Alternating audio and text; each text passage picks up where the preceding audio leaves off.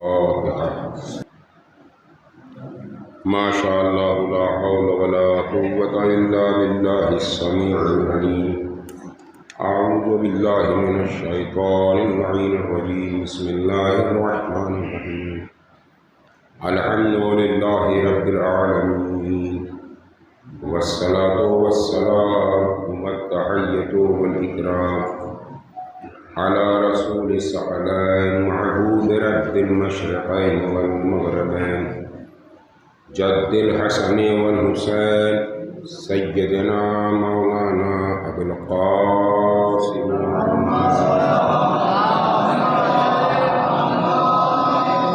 وعلى بيته الطيبين الطاهرين المعصومين المنتخبين المنتجبين، ولعنة الله على أعدائهم أجمعين من يومنا هذا إلى يوم الدين. أما بعد فقد قال حق سبحانه تبارك وتعالى في كتابه المبين، وهو أصدق الصادقين وقوله الحق. بسم الله الرحمن الرحيم. قل لا أسألكم عليه أجرا إلا المودة في القربى.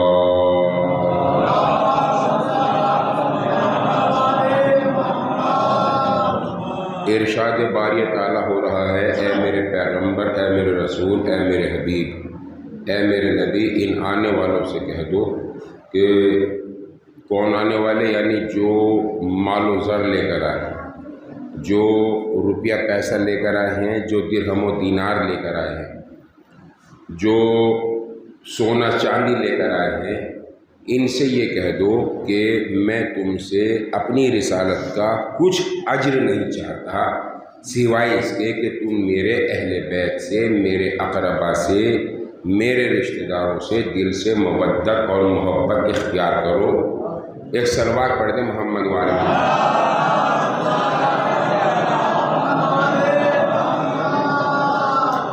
تبلیغ اسلام کی کس نے؟ اسلام لایا کون؟ اسلام لایا ہمارے نبی حضرت محمد مصطفیٰ صلی اللہ علیہ وسلم. اچھا، اسلام بھیجا کس نے؟ ہر کوئی کہہ دے گا کہ اسلام کا بھیجنے والا ہے پروردگار. بھیجنے والا تو پروردگار ہے، اور اسلام کی نشر و اشاعت، اسلام کے مالک و مختار یہ کون ہے؟ یہ پیغمبر اسلام. تو اب آپ انصاف سے بتائیں، مثال کے طور پر مجلس میں پڑھ رہا ہوں اور محبت میں جو بانی مجلس ہے وہ جو نذرانہ لفافہ دے گا وہ ان کو دے گا یا مجھے دے گا؟ یا محلے والوں کو دے گا جا کے؟ یا میں کہوں گا کہ بھائی ان کو دے دیو؟ بھائی اسلام کی تبلیغ میں نے کی، اسلام لایا میں، تو اجرت مجھے ہی تو لینی ہے، میں ہی تو لوں گا. لیکن کیا کہا پیغمبر نے؟ میں اپنی رسالت کا اجر تم سے سوائے اپنے اہل بیت کی محبت سے کچھ نہیں چاہتا. تبلیغ کرنے والا تو میں ہوں، مگر اجر یہ لیں گے. تبلیغ کی میں نے، اجر یہ لیں گے. اب اس کا مطلب کیا ہوا؟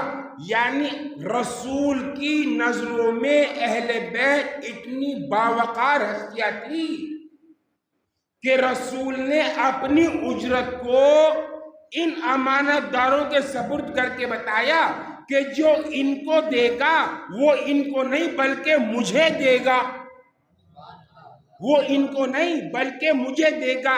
یہی وجہ ہے کہ پیغمبر نے فرمایا کہ ان سے محبت مجھ سے محبت، ان سے دشمنی مجھ سے دشمنی، ان کی جنگ میری جنگ، ان سے سلو میری سلو. جو ان کی پیروی کرے گا وہ ان کی نہیں بلکہ میری پیروی کرے گا، اور جو میری پیروی کرے گا وہ پروردگار کی پیروی کرے گا. ایک صلوات پڑھ دے محمد والے. اور اگر تاریخ اٹھا کر دیکھی جائے تو اہل بیت نے مودت القربہ لینے کا جو اپنا ایک فن تھا، ایک ہنر اور ایک جذبہ اور ایک شوق اور ایک ولولہ، جو جس کے حقدار بنے یہ انہوں نے کوئی کوتاہی نہیں کی، بلکہ پیغمبر اسلام کی زندگی کا مطالعہ کیا جائے تو پیغمبر اسلام کے ہر قدم پر معاون کرنے والے اہل بیت علیہم الصلوۃ والسلام ہیں۔ لے کے پیدائش سے اور لے کر کے انتقال تک ہر قدم پر اہل بیت رسول نے یا ان کے والد نے اسلام کی نصرت کی۔ کسی محاذ پر نہ اسلام کو تنہا چھوڑا، نہ رسول اسلام کو تنہا چھوڑا۔ یہ پوری تاریخ ہے۔ اگر آپ حضرت اہل بیت ان کے والد، مولا کائنات کے والد حضرت ابو طالب علیہ السلام پوری زندگی، 3 ابو تھے اس ٹائم پہ، 3 ابو، 3 ابو، ایک ابو طالب، ایک ابو لہب، ایک ابو سفیان، یہ 3 تھے۔ ان تینوں کے بارے میں تاریخ دیکھ لو یا قرآن دیکھ لو، ابو لہب کو بیچ میں سے نکال دو، کیوں؟ اس کے بارے میں قرآن نے ارشاد فرما دیا تبت یدا ابی لہب و تب، اے ابو لہب تیرے ہاتھ ٹوٹے۔ یہ تو رہا اسلام کا کھلم کھلا دشمن، اس کے بارے میں تو کچھ کہنے کی ضرورت ہی نہیں ہے، کسی کو بحث کرنے کی ضرورت ہی نہیں ہے۔ معاملہ رہا ابو سفیان اور ابو طالب کا، دنیا ان دونوں میں الجھ گئی آ کر کے۔ دونوں کی تاریخ جب پڑھتے ہیں، دونوں کی تاریخ جب آپ پڑھیں گے تو ایک تاریخ ملے گی ابو طالب کی، یعنی حسین کے دادا کی، ایک تاریخ ملے گی ابو سفیان کی، یعنی یزید کے دادا کی۔ 2 تاریخیں آپ کو ملیں گی۔ جب آپ تاریخ کا پنہ کھولیں گے، ابو طالب کا کھول لو چاہے ابو سفیان کا کھول لو، بتائیے کون سا کھولیں؟ ابو سفیان کا کھولیں۔ جب آپ ابو سفیان یزید کے دادا کی تاریخ کا پنہ کھولیں گے تو پہلے پنے پر نظر آئے گا کہ یہ رسول اور بنی ہاشم کا سب سے پکا دشمن، ہر قدم پر بنی ہاشم کو نقصان پہنچانے والا یہ۔ جب اسلام آیا، رسول اسلام پیدا ہوئے اور خاموش تبلیغ کر رہے ہیں، تو محمد عربی کو سب سے زیادہ نقصان پہنچانے والا یہ تاریخ لکھ رکھی ہے، سب تاریخیں لکھی ہوئی ہیں۔ 80 لڑائیاں پیغمبر اسلام نے لڑی، چھوٹی بڑی لڑائیاں، ہجرت کے بعد 13 سال کی زندگی میں، 13 کیا بلکہ 10 سال کی زندگی، 53 سال کی عمر تھی جب آپ مدینہ پہنچے۔ اس مختصر سی زندگی میں 80 لڑائیاں، 80 لڑائیوں میں سب سے پہلی مارکا ہے بدر۔ بدر میں سردار کون تھا کفار لشکر کا؟ ابو سفیان۔ 1000 سپاہی، لشکر اسلام کی طرف صرف 330 سپاہی، ادھر لشکر فوج کا سامان، تیغ، تلوار اور دیگر زرہیں، لشکر اسلام تنہا 2 تلواریں اور اس کے بعد کچھ نہیں، 2-4 گھوڑے۔ اس جنگ میں ایک طرف ہے پیغمبر اسلام، ادھر ہے ابو سفیان رسول یزید کا دادا۔ جنگ ہوئی، 70 آدمی لشکر کفار کے مرے، جس میں 35 آدمی مولا کائنات کے ہاتھ سے قتل ہوئے، 35 الگ آدمی لشکر اسلام نے مارے۔ یہاں پر سرداری کس نے کی؟ کفر اسلام لشکر کی یزید کے دادا نے۔ دوسری جنگ جنگ احد، اس جنگ میں مسلمانوں کو بڑا نقصان پہنچا، بڑا نقصان پہنچا، اور رسول کے کئی جانباز سپاہی اس میں شہید ہوئے۔ اس جنگ میں بھی پیغمبر اسلام کے مقابلے پر جو لشکر آیا، اس لشکر کی سرداری بھی یزید کا دادا کر رہا تھا، ابو سفیان۔ جنگ جیت گئی تھی، لشکر اسلام نے جنگ جیت لی تھی پہلے محاذ پر، مگر ہوا یہ کہ جب جنگ جیت لی، لشکر مخالف بھاگ لیا اور اس کی ہمت ٹوٹ گئی، اور یزید کے کئی رشتہ دار قتل ہو گئے، تو اب کیا ہوا؟ اسلام کا لشکر مال غنیمت لوٹنے پہ ٹوٹ پڑا، ہمارا لشکر، اور نتیجہ ہوا کہ یہ تو لشکر مال غنیمت لوٹنے پہ ٹوٹ پڑا، اور ادھر سے خالد بن ولید یہ واپس پلٹا اور اس نے مسلمانوں کے اوپر حملہ بول دیا، جس کے نتیجے میں کئی جانباز اسلام کے شہید ہو چکے۔ کون سرداری کر رہا ہے کفار کی؟ یزید کا دادا۔ اس کے بعد جنگ خیبر یہودیوں سے ہے، جنگ خندق، جنگ خندق بھی کفار سے ہے، اس کو جنگ احزاب بھی کہتے ہیں۔ جنگ خندق اس لیے کہتے ہیں کہ پیغمبر اسلام نے اپنی حفاظت کے لیے چاروں طرف خندق کھود دی تھی تاکہ دشمن اس سے پرے پرے رہے، اندر خندق کود کر نہ آئے۔ جنگ احزاب اس لیے کہتے ہیں کہ اسلام کے علاوہ جتنے بھی گروپ تھے انہوں نے سب نے کیا کر لیا کہ اب ایک ایک کر کے تو ہم اسلام کے مقابلہ کر نہیں سکتے، جتنے قبیلے سب نے کیا کر لیا کہ ہم سارے مل کے لڑیں گے اسلام کے ساتھ۔ اس لیے چونکہ جب سارے مل گئے تو اس جنگ کا نام پڑا جنگ احزاب۔ احزاب یعنی حزب کی جمع، حزب کی میں نے پارٹی، گروہ۔ یہاں پر بھی لشکر اسلام غالب رہا، لشکر کفر ناپید ہوا، مغلوب ہوا۔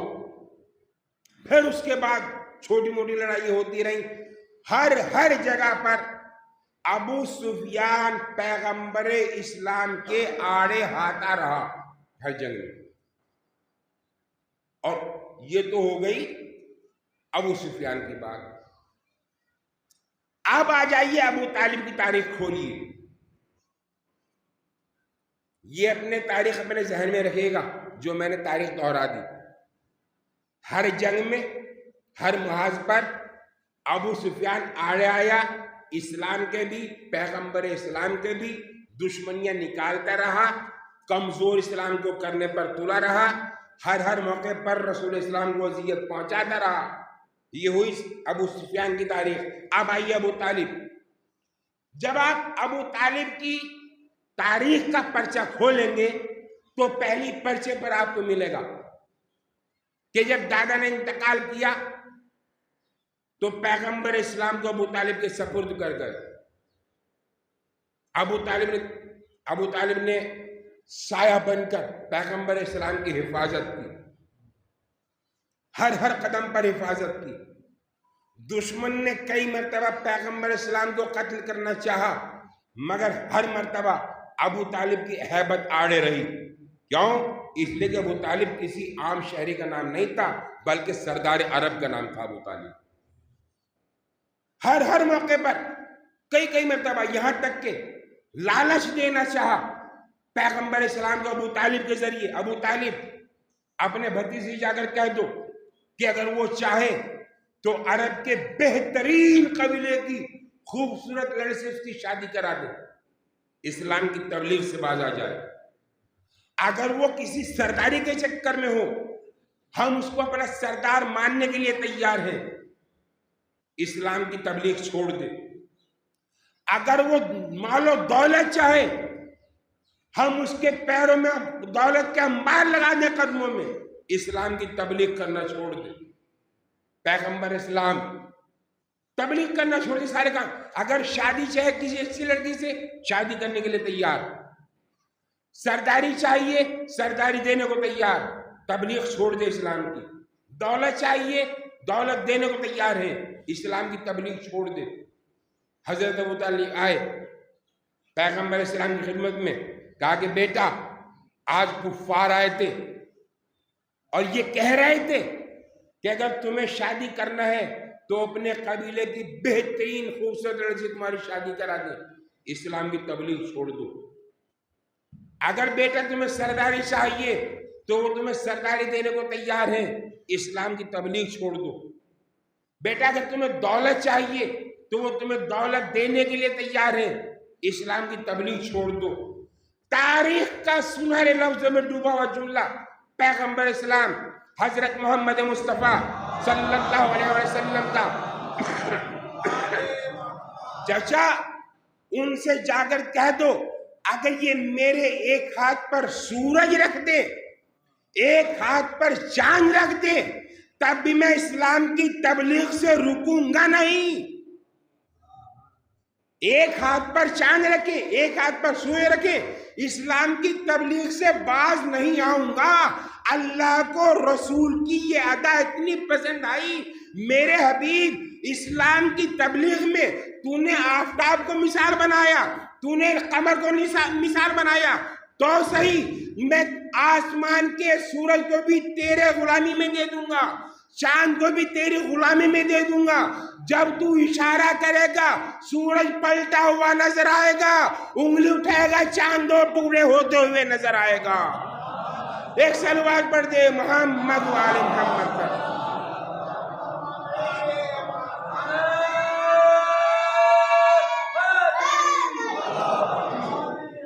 ابو طالب نے کہا کہ بیٹا اگر یہ بات ہے تو گھبرا نہیں، کھل کر جس طرح جی چاہے اسلام کی تبلیغ کر، جب تک ابو طالب زندہ ہے تیرے اوپر آنچ نہیں آئے گی، تجھ پر آنچ نہیں آئے گی، تو تبلیغ کر جو تو تبلیغ کرنا چاہتا ہے۔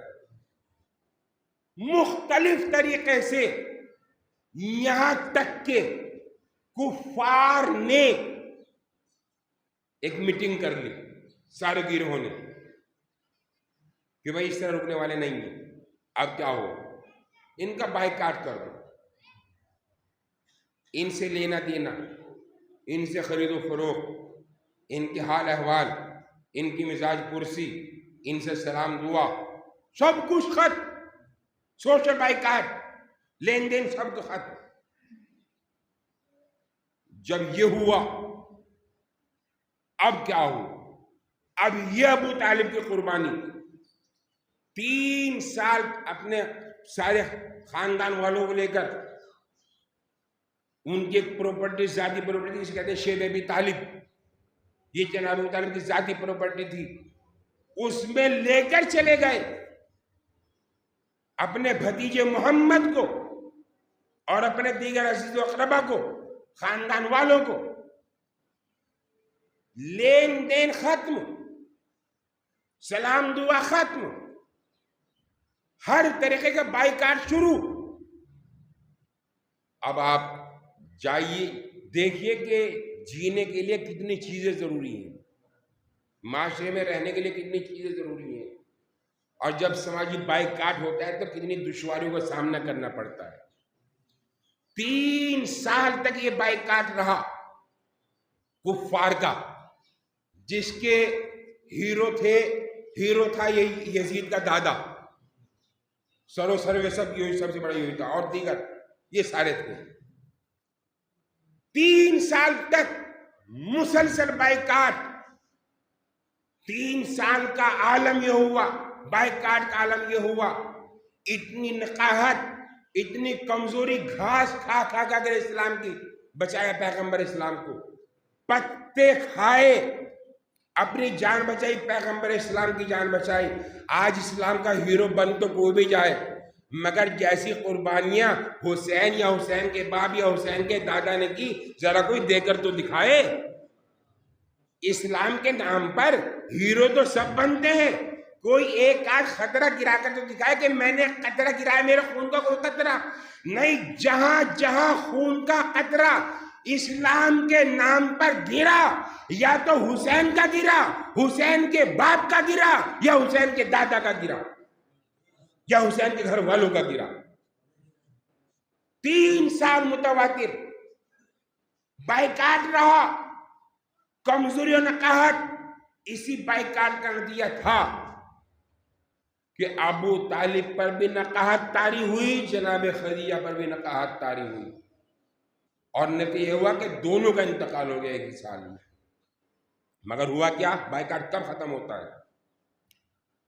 بائیکاٹ ختم ہوتا ہے اس وقت جب یہ جو لشکر گروپ تھا، انہوں نے ان کے گروپ میں ایک گروپ ذرا تھوڑا سا ہمدرد بھی تھا۔ جب 3 سال متواتر ہو گئے، اس نے کہا بھائی 3 سال ہو گئے بھائی، یہ بنی ہاشم ہے تو آخر اپنے قبیلے گئی، ان کو تھوڑا نرمی کرو ان کے ساتھ، کہ نہیں، نرمی کا سوال ہی نہیں، نرمی کا سوال ہی نہیں۔ ادھر پیغمبر اسلام نے اپنے چچا کو قریب بلایا، کہا کہ چچا ان سارے کفار سے جا کر کہہ دو کہ تم نے جو معاہدہ، جو ایگریمنٹ لکھا تھا، اس سارے ایگریمنٹ کو دیمک چاٹ گیا، ساری تحریر ختم ہو گئی، سوائے اللہ کے نام کے کوئی باقی نہ رہا۔ ابو طالب نے بھتیجے کی بات سنی، ادھر وہ ان کی گفتگو چل رہی تھی کفار کی، ادھر ابو طالب کو انہوں نے آتے دیکھا، کہا کہ شاید یہ ٹوٹ گئے، شاید یہ جھکنے کے لیے آ رہے ہیں، اب بات بننے والی ہے۔ جیسے ابو طالب قریب آئے، سب کے سب استقبال کے لیے کھڑے ہوئے، احتراماً کھڑے ہوئے، کہا کہ آؤ ابو طالب کیا بات ہے؟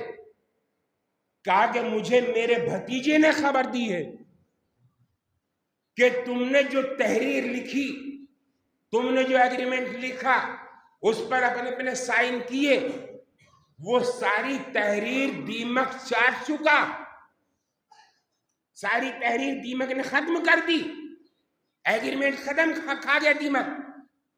کہا کہ ایسے کیسے ہو سکتا ہے؟ ایسا نہیں ہو سکتا۔ ابو طالب نے کہا اگر ایسا نہ ہوا تو میں محمد کو تمہارے حوالے کرنے کو تیار ہوں۔ اللہ اکبر! اس کو کہتے ہیں یقین۔ کیا کہتے ہیں اس کو؟ اگر ایسا نہ ہوا، میرے بھتیجے نے خبر دی ہے، اگر ایسا نہ ہوا تو محمد کو تمہارے حوالے جو جی چاہے کرنا۔ ایگریمنٹ کو کھولا گیا، ساری تحریر دیمک چاٹ چکا، تحریر ساری ختم، کفار کے ہوش باختہ ہو گئے۔ میں کہوں گا ابو طالب اگر خدا نہ خواستہ تحریر دیمک ختم نہ کرتا تب کیا ہوتا؟ ساری محنتیں ختم ہو جاتی، تمہاری ساری قربانیاں ختم ہو جاتی۔ کہا کہ ایمان نام تو اسی چیز کا ہے، دیکھ کر ایمان لانے والوں کو وہ امتی کہتے ہیں، بغیر دیکھے جو ایمان لائے اسے ابو طالب کہا جاتا ہے۔ ایک صلوات پڑھ دے محمد والے محمد۔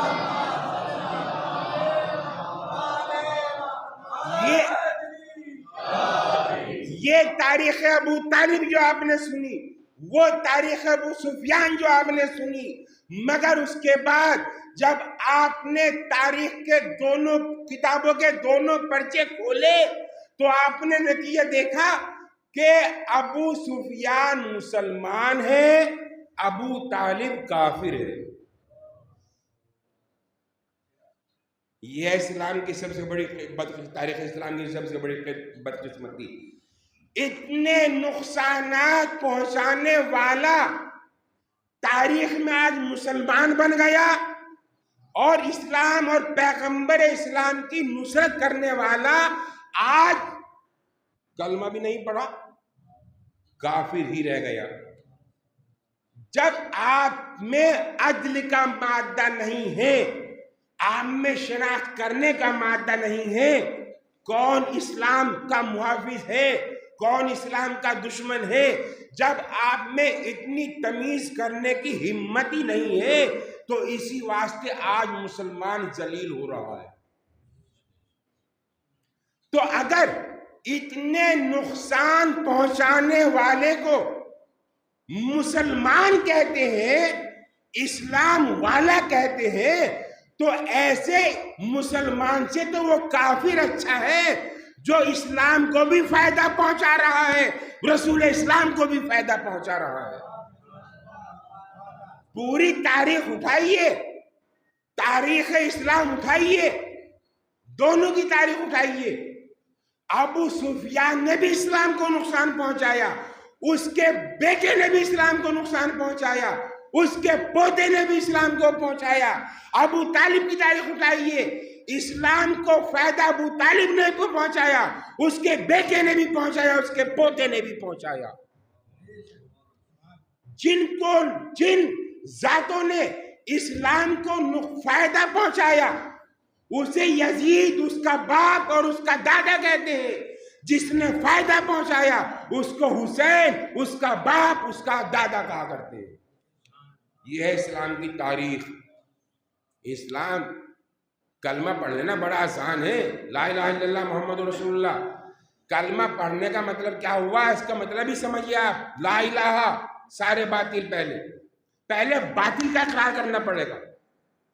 جو باطل ہیں ان کو انکار کوئی خدا نہیں ہے جتنے بھی خدا ہیں باطل بت سب کا انکار. تو جب تک باطل کا انکار نہیں کرو گے الا اللہ سمجھ میں نہیں آئے گا. پہلے کہتے ہیں کیا کہتے ہیں پہلے کلمے میں لا الہ. تو جب لا الہ ہی نہیں کہیں گے تو الا اللہ کیسے کہہ دیں گے. تو اس کا مطلب یہ ہے کہ پہلے جھوٹوں کا انکار کرو پہلے باطل کا انکار کرو اس کے بعد پھر الا اللہ کہنے کے اختیار ہو. مگر ان امت اسلامیہ نے لا الہ الا اللہ تو کہا لیکن تمیز نہ کر سکے کہ کون واقعی باطل پرست ہیں کون واقعی حق پرست ہیں. جس کا نتیجہ یہ ہوا کہ پیغمبر اسلام کی آنکھ بند ہوتے ہی صرف 50 سال کا عرصہ گزرا. زیادہ لمبا چوڑا نہیں 2-4 صدیاں نہیں صرف 50 سال کا عرصہ گزرا. ابھی ایسے افراد مدینے میں بھی موجود تھے مکہ میں بھی موجود تھے جن کی نظروں میں وہ منظر تھا کہ جب عید کا دن تھا پیغمبر اسلام کے دوش پر دونوں نواسے سوار تھے اور لباس جنت آیا تھا اور عید کی نگاہ کی طرف بڑھ رہے تھے. پیغمبر اسلام اپنے دونوں نواسوں کو شانوں پر بٹھائے ہوئے. اس منظر کو دیکھنے والے اس منظر کے گواہ اس منظر کے شاہدین مکہ میں بھی موجود تھے مدینے میں بھی موجود تھے اور اطراف میں بھی موجود تھے لیکن سب بھول گئے اور 50 سال میں وہی نواسا جو کل دوش پر سوار تھا اس کا سر نو کے نیزہ پر سوار ہو گیا. یہ قیامت کی گھڑی ہے. اس کا سر نو کے نیزہ پر سوار ہو گیا اور ویسے نہیں 3 دن کا بھوکا پیاسا. شریعت محمدیہ اٹھا کر دیکھیں آپ اگر جانور بھی تمہارے سامنے پیاسا ہے تو اس کو پانی پلا کر اس کی جان بچاؤ. اللہ اکبر یا رسول اللہ. آپ کی نظروں میں جانور کی حیثیت ہے مگر اہل شام میں کوئی حیثیت نہیں تھی. جانور تو جانور. آپ کے نواسے کو 3 دن کا بھوکا پیاسا شہید کر دیا. آپ کے ننھے بچے کربلا کے زمین پر الکش کی صدا بلند کر رہے ہیں. عزیزو آج 5 محرم آ گئی قیامت کی دن. یہ قیامت کی گھڑیاں جا رہی ہیں. مصیبتوں کے ہجوم حسین کے لشکر کی طرف بڑھتے چلے جا رہے ہیں. آپ کو معلوم ہے کہ 2 محرم کو فرات کے کنارے خیمے لگے. یزید نے خیمے ہٹوا دی. 4 محرم کو جو حسین کے پاس پانی تھا وہ 4 محرم اب بندش آب ہو گئی. بندش آب ہو چکی، نہر پر فرات پر پیر لگ چکے، اب جو ہے جو کچھ پانی ہے اس کو چلانا ہے آگے تک۔ جب بندش ہو جاتی ہے تو بزرگوں کا کام کیا ہوتا ہے، وہ چیز کم استعمال کرتے ہیں اور بچوں کو زیادہ استعمال کراتے ہیں تاکہ اس بندش سے بچے متاثر نہ ہونے پائیں۔ اب ان میں سب سے بڑے ذمہ دار کون تھے؟ اگر خیموں میں دیکھا جائے تو جناب زینب ذمہ دار تھے، باہر دیکھا جائے تو جناب مولا امام حسین ذمہ دار تھے۔ دونوں نے اپنی خوراک کو کم کرنا شروع کیا، یعنی اب بچے اور دیگر تو پانی پی رہے ہیں، مگر حسین نے پانی 4 محرم سے ہی بند کر دیا، زینب نے پانی 4 محرم سے ہی بند کر دیا پینا۔ یہی تو وجہ تھی، آپ نے غور نہیں کیا کہ جب شہزادہ اکبر جنگ کرنے کے بعد مولا کی خدمت میں آئے، بابا اگر ایک گھونٹ پانی مل جائے تو میں آپ کے دشمنوں کا صفایا کر دوں۔ کہا کہ بیٹا اپنی زبان میرے منہ میں دو۔ تو جب علی اکبر نے زبان اپنے بابا کے دہن میں دی تو دینے میں دیر ہوئی، نکالنے میں دیر نہ ہوئی۔ بابا آپ کا حلق تو میری زبان سے بھی زیادہ سوکھا ہے۔ کیوں؟ اس لیے کہ مولا حسین نے پانی پہلے ہی بند کر دیا تھا۔ اللہ اکبر، آج 5 محرم ہے، آپ کو ماتم کرنا ہے۔ کس کا ماتم کرنا ہے؟ شہزادہ علی اکبر کا، جوان کا ماتم کرنا ہے۔ عزیزو، جوانوں کو ماتم کرنا ہے، ایک جوان کا ماتم کرنا ہے۔ کون جوان ہے؟ شبیہ پیغمبر۔ کون جوان؟ جس کو مولا حسین خود کہتے ہیں جب مجھے میرے نانے کی زیارت کا اشتیاق ہوتا تھی تو میں اپنے بیٹے اکبر کی زیارت کر لیا کرتا تھا۔ اکبر کو دیکھ کر مجھے میرے نانا کا دیدار کا شوق پورا ہو جایا کرتا تھا۔ میرا بیٹا اکبر رفتار میں، گفتار میں، چلنے میں بالکل میرے نانا کی شبیہ تھا۔ ہاں عزیزو، 18 سال کی کمائی کربلا کے میدان میں۔ لیلا سے پوچھیں لیلا کے دل پر کیا گزر گئی۔ لیلا علی اکبر کی ماں، جوان بیٹا، 18 سال کی کمائی، ہاتھ جوڑے ہوئے کھڑا ہے ماں کے پاس۔ اماں مرنے کی اجازت دے دیجیے کہ بیٹا تو یہ تیری پھوپھی نے پالا ہے، ان کے پاس جا۔ پھوپھی کے پاس لے کے برائے، باپ پھوپھی جان مجھے مرنے کی اجازت دے دیجیے۔ کہا کہ بیٹا میں تجھے مرنے کی اجازت کیسے دے دوں؟ کیا میں نے تجھے اسی دن کے لیے پالا تھا؟ کیا میں نے تجھے دن کے پروان چڑھایا تھا؟ کبھی حسین کے پاس آتے ہیں، بابا مجھے مرنے کی اجازت دے دیجیے۔ کہا کہ بیٹا میں تجھے مرنے کی اجازت کیسے دے دوں؟ تو میرے نانا کی شبیہ ہے، تو یہ دیکھ کر مجھے میرے نانا یاد آ جاتے ہیں، تجھے مرنے کی اجازت کیسے دے دوں؟ کبھی اکبر خیمے میں ہیں، کبھی باہر ہیں، کبھی خیمے میں ہیں۔ ایک مرتبہ زینب کے پاس آئے، پھوپھی جان مجھے مرنے کی اجازت دے ہی دیجیے۔ کہا کہ بیٹا کس دل سے دوں، کیسے تجھے مرنے کی اجازت دوں؟ اب علی اکبر نے سوچا اجازت ملے تو کیسے؟ کہا کہ پھوپھی جان اچھا ایک بات بتائیں۔ کہا کہ بیٹا پوچھ، کہ اگر کل کو میری دادی فاطمہ تم سے یہ پوچھنے لگے، اے زینب حسین پر تو اکبر کو قربان نہ کر سکی، تجھے تیرا اکبر زیادہ عزیز تھا یا میرا حسین زیادہ عزیز تھا؟ جیسی زینب نے سنا بیٹا اکبر، ارے تو جیسے ہزاروں اکبر میں اپنے ماں جائے پر قربان کر دوں، جا بیٹا خدا حافظ۔ اللہ اکبر، باپ نے رخصت کیا۔ اب علی اکبر گھوڑے پر سوار ہو گئے۔ عزیزوں گھوڑے پر سوار ہوئے، مگر اکبر کو ایک مرتبہ محسوس ہوا شاید کوئی میرے پیچھے آ رہا ہے، شاید کوئی میرے پیچھے آ رہا ہے۔ اکبر نے جب مڑ کر دیکھا 57 سال کا صحیح باپ گھٹنوں کے بل چلتا ہوا۔ اکبر گھوڑے سے نیچے اترے، بابا آپ تو مجھے رخصت کر چکے۔ اب حسین کا ایک درد بھرا جملہ نکلا، اے بیٹا اکبر کاش تم صاحب اولاد، کاش تم صاحب اولاد ہوتے۔ عزیزو حسین گئے، جنگ کی، حملے پر حملہ کیا۔ ایک وقت وہ بھی آیا جب اکبر 3 دن کا بھوکا پیاسا نرخ آدھا میں گر گیا، گھوڑے سے زمین پر آیا، آواز دی۔ اب اکبر کی آواز سنیں۔ اس سے پہلے جتنے بھی شہید گزرے تھے سب نے کیا کہا؟ یا آقا ہو ادرکنی، یا آقا ہو ادرکنی، یا مولا ہو ادرکنی، مولا ہماری مدد کیجئے، آقا ہماری مدد کیجئے۔ مگر جب اکبر گھوڑے سے زمین پر آئے، ادرکنی نہ کہا، کربلا کی زمین سے ہی سلام پہنچا دیا، یا بتا علیک منی السلام۔ میں کہوں گا اکبر تم نے سلام کیوں پہنچا دیا؟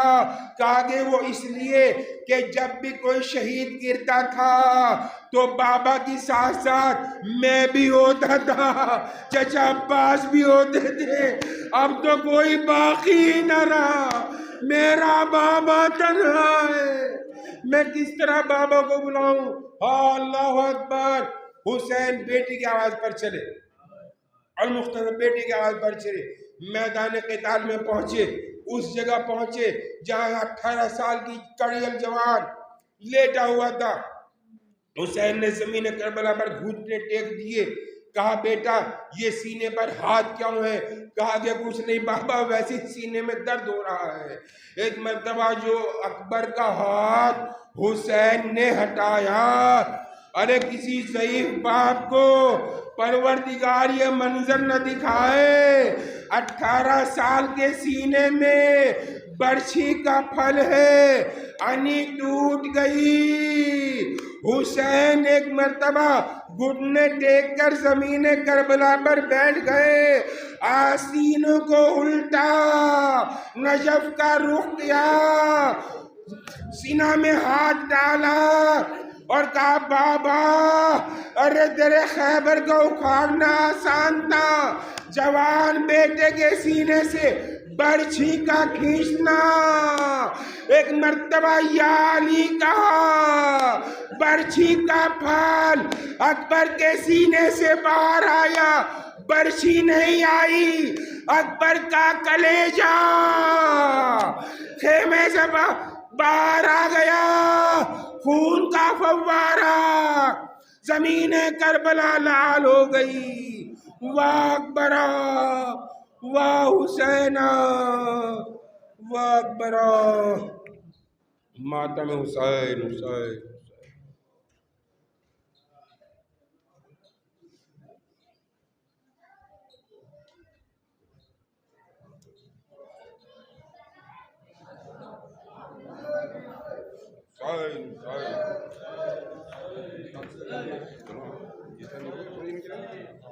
کیا ٹائم ہوا؟ چھڑی ہے کیا ٹائم؟